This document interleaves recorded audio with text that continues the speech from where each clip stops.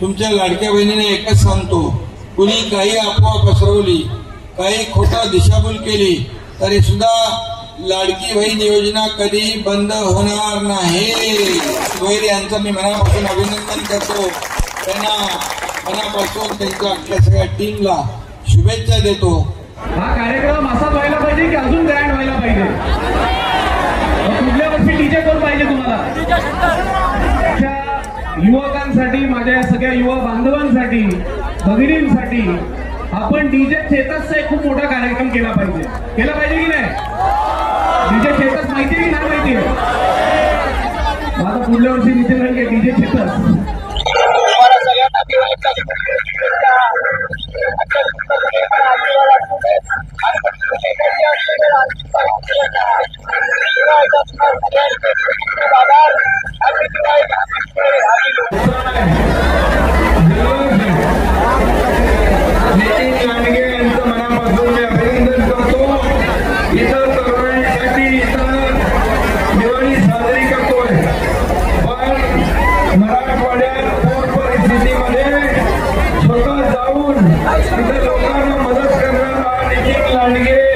याचं मी मनापासून अभिनंदन करतो।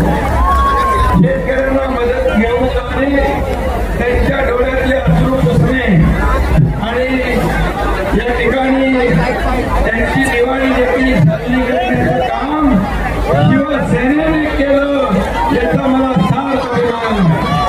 नक्कीच शिवसेना आणि युवासेनेची दिवाळी पहाट म्हटली की ती भव्य आणि अतिदिव्य अशी असते, परंतु तुम्हाला माहिती आहे की मराठवाड्यामध्ये अतिवृष्टीमुळे जे शेतकऱ्यांचं आपलं नुकसान झालेलं आहे, कुठेतरी ते सामाजिक भान जपत आपल्याला ही दिवाळी पहाट साजरी करायची आहे असं आमच्या युवासेनेच्या टीममार्फत ठरवण्यात आलं।